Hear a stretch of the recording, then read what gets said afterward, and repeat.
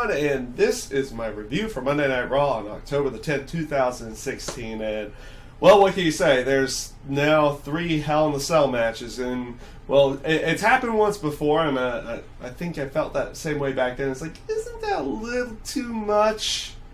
Little too much? Especially since, well, the feud is with some of these. They probably don't necessarily need Hell in a Cell matches. I'll get into that in a little bit. So they started off the show with Sasha Banks and her cutting a promo about winning the title last week. This does eventually lead to interruptions from Charlotte and Rusev and Lana. Rusev basically interrupting both of them, saying it's like he doesn't care. They were the main event last week. He's the main event every single time. Charlotte actually holding her own in the terms of the conversation by just snatching the microphone from Rusev and says that's no way to talk to the Queen and everything and that. And eventually, as well, Sasha Banks challenges Charlotte to a match in the Hell in a Cell. So it's out there. The rumor had been going around that Sasha Banks and Charlotte was going to be inside Hell in the Cell. So the challenge is out there.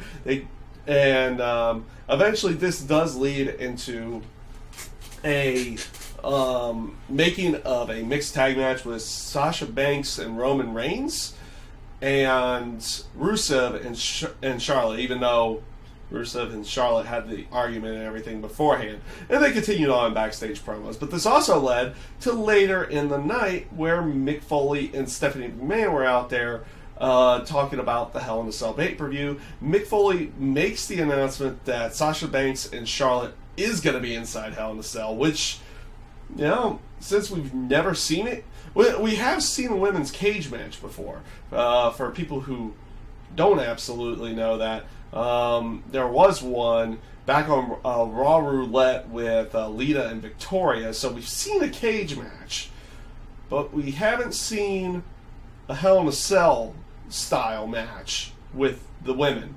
So it's going to be an interesting take on everything and see where they go with it. It's going to happen.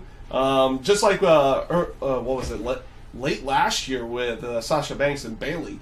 Down at NXT. You've never seen the Iron Man style match done with the females, so you got to see it there. It came out pretty good. I would assume that you're going to get a pretty good match out of this. These two, Sasha Banks and Charlotte have been very ambitious with their matches and how they go, almost to the point that, you know, it seems like they're a little sloppy at times because they get a little too overzealous on what they're trying to do. So you could expect them to try something huge inside of this particular match. And they also make an announcement with Kevin Owens and Seth Rollins being inside the Hell in a Cell.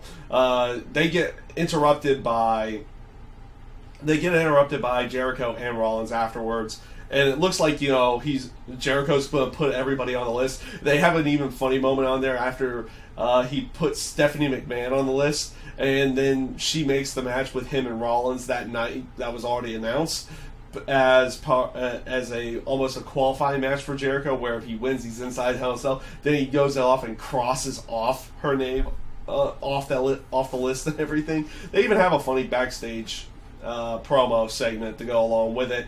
Both of them kind of playing up the past and everything in that sense. So not a horrible segment in general on that side, but like I said, maybe a little too much in the terms of Hell in a Cell matches. I would personally say the way that they've booked Roman Reigns in Rusev, Hell in a Cell is right.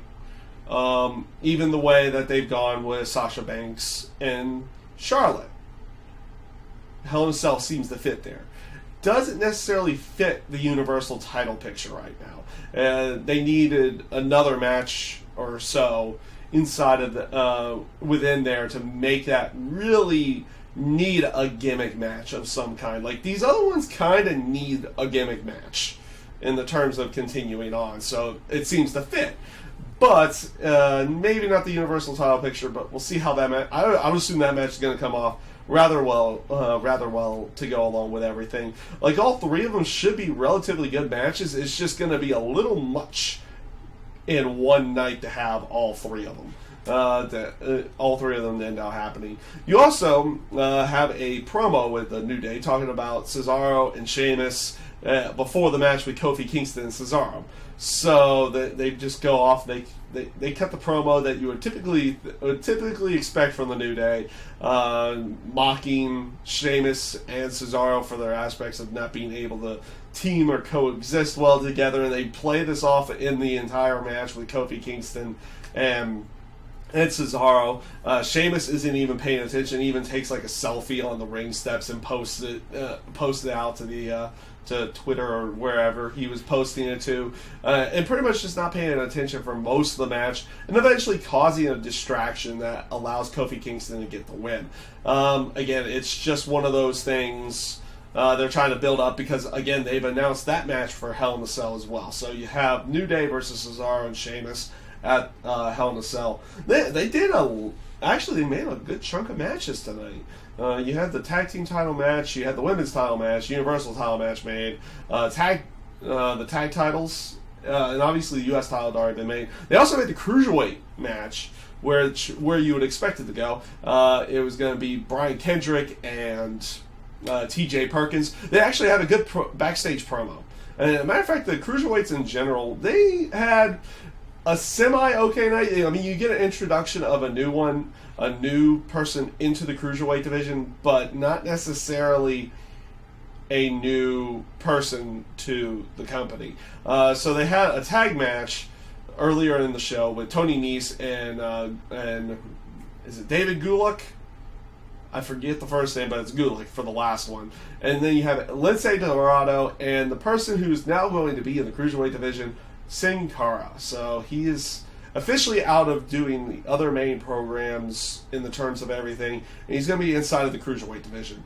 I'm okay with that because it's a familiar face within the company that's within the division. At that time, it adds to that to go along with it. They put him over in this case. Not a bad.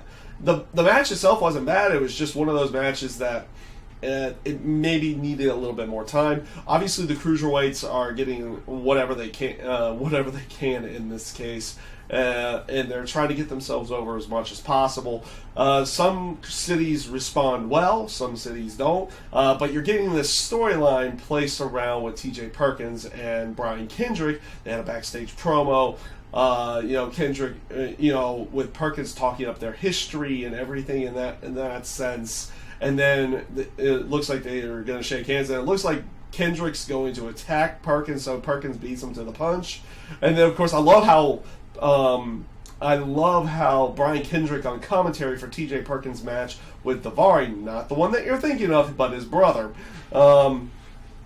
played it off as, I was just trying to get up, and he sucker punches me in the face to go along with it. So I loved how they played off of that. The match with T.J. Perkins and Daivari was a good match to go along with it. There was a lot of story building based off of the commentary from Brian Kendrick, and I actually kind of like that in the sense, you're getting a storyline. It's not just them going out there and having matches now. It's, a story is building, and hopefully they get to build some secondary stories or something in that sense to go along with everything.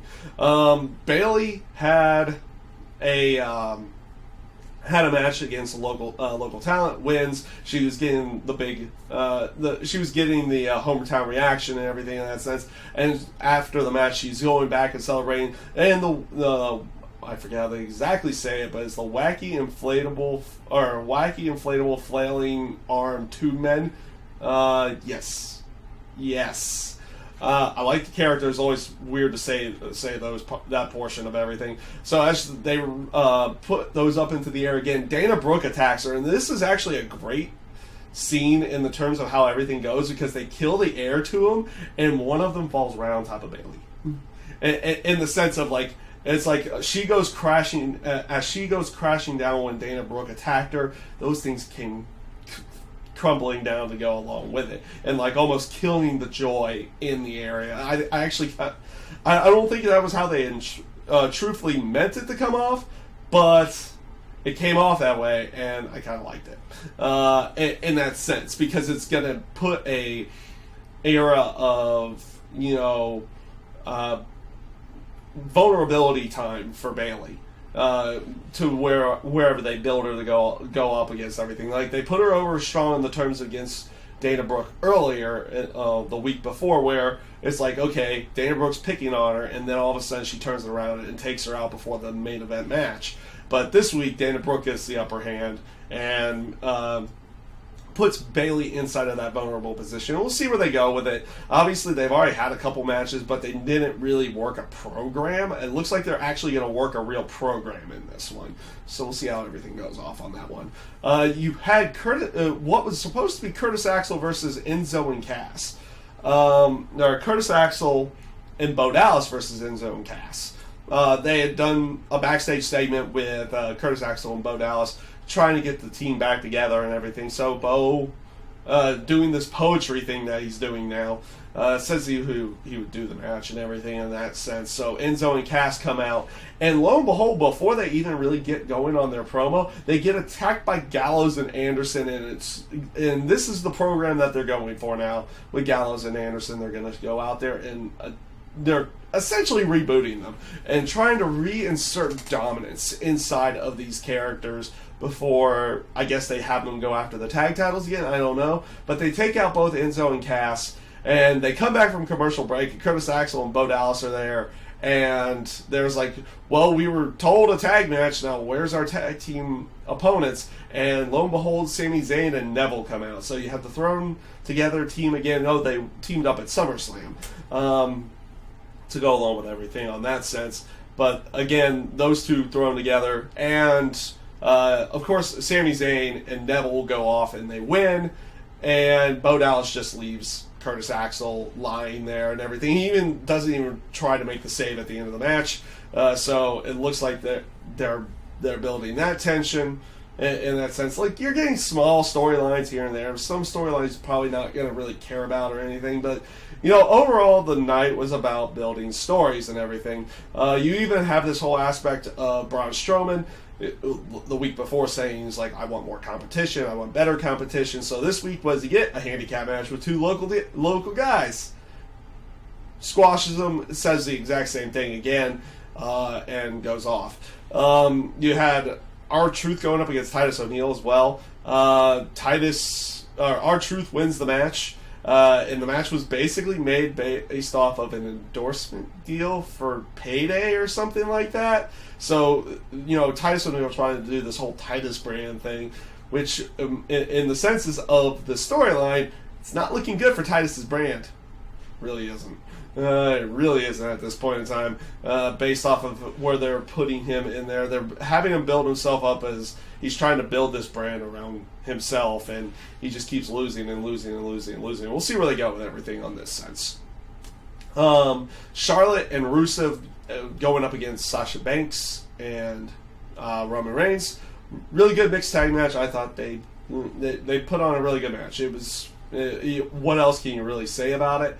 The whole aspect of Roman Reigns diving over Sasha Banks to do a spear to Rusev as Banks has the bank statement on Charlotte, I thought looked really cool. It was a good way of ending the match, and it came off as a good match, so it did what it needed to do.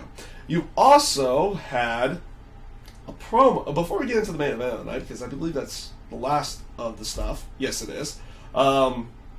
Before the main event, you had a promo from Paul Heyman about Goldberg. So they played this up as, Goldberg. They played the footage from Goldberg showing up on outside the ropes and everything like that from Sports Center, talking about what if he would ever return it, what would he do? He mentioned Brock Lesnar in there. Of course, Paul Heyman comes out and retorts, and I love the promo that he did because they played it off as the story of Goldberg is one of the few guys, if not the only guy, that has one up on Brock Lesnar. And Brock Lesnar does not like that. So Paul Heyman officially challenges Goldberg to, not for himself against Goldberg, but for Lesnar to go up against Goldberg in a match. He says anytime, any place. And lo and behold, what do?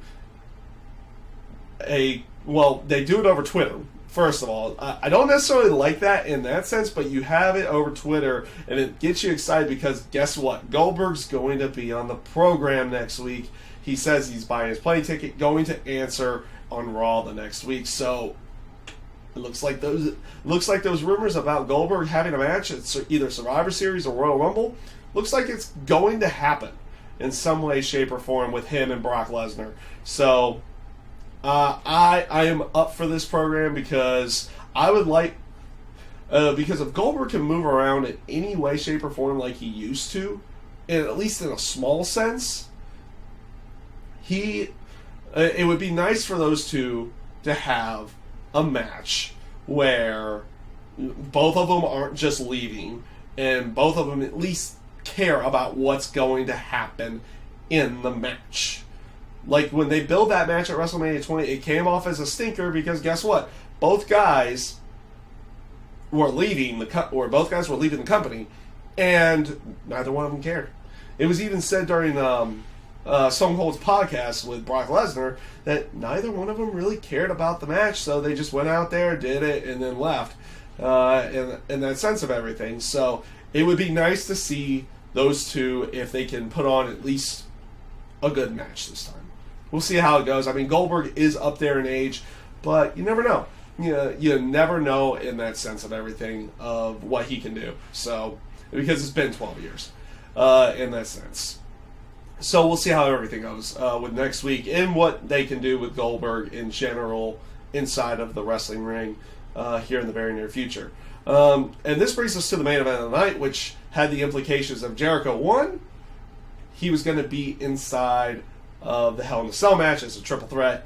You even had a bit with Stephanie talking up the whole aspect of a triple threat match with Jericho and saying, you know what you need to do, or you know what you would need to do and everything in that sense. If you get in, and it looks like Stephanie's trying to protect Kevin Owens a little bit in that sense of everything. So we'll see how that whole aspect plays off. But the aspect of this match, it was a really good match. I thoroughly enjoyed Rollins and Jericho. Rollins goes over in this case, so they're not making it a triple threat. They're remaining at 1-on-1 with Rollins and Owens inside the cell. And they played it off really well again. You had Kevin Owens coming out there attempting to interfere, though it does seem a little bit awkward for him to want to interfere, where that potential chance for a triple threat and Jericho not necessarily playing off of their friendship for the match would benefit Owens in any way, so why was he necessarily helping him? But it kind of comes up, kind of works out inside of there because they're really building this to eventually be Owens and Jericho. At least that's how it feels in some way, shape, or form. Obviously not at Hell in a Cell, but somewhere in the very near future, those two will have a one-on-one match, and they'll probably break off the tag team and everything to go along with that. But after the match, Rollins fends off both guys. Owens is left running again playing more into the aspect of Kevin Owens cowering out and Jericho biting the bullet again, so maybe some more tension can be built between both sides, and we'll see how everything goes in that sense. Overall this week, Raw was actually relatively good. I mean, there was definitely some downtime in there throughout the entire night, but again, storylines are continuing to build and new ones are going along for the ride, but overall not a bad show. I thought it was a rather enjoyable show. You got pretty much most of Hell in a Cell matches now promoted and out there. What's going to happen on the show for that pay-per-view, and like I said, matches and the stories that they were building were rather enjoyable this week. So I give it a thumbs up. It was a good show. It was a good show. It wasn't a great show, but it was at least a good enough show to go along with everything. So that is my review for Monday Night Raw this week. I thank you guys for watching, and I hope you have a great day.